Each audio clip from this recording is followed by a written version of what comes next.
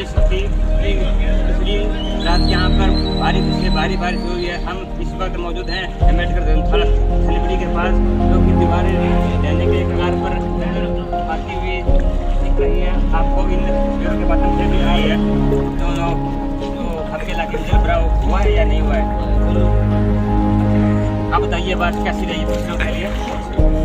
यानी कि ये जो बारिश फसलों के लिए अच्छी साबित हुई है, क्या फसलों में भी जल भराव हुआ होगा?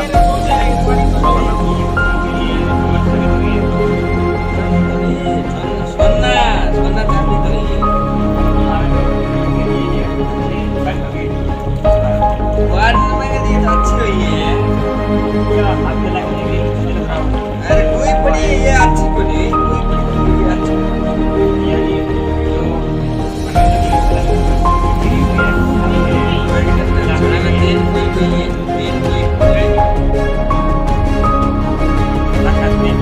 करते हैं, भाई बोलिए, कैसी है आपके इलाके में?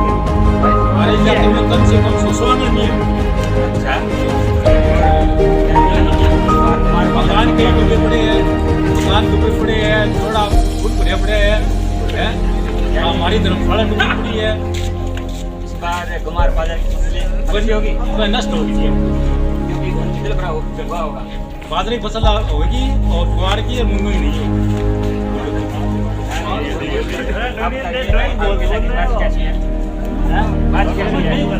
अच्छी है जी, बहुत अच्छी है। ये जो बात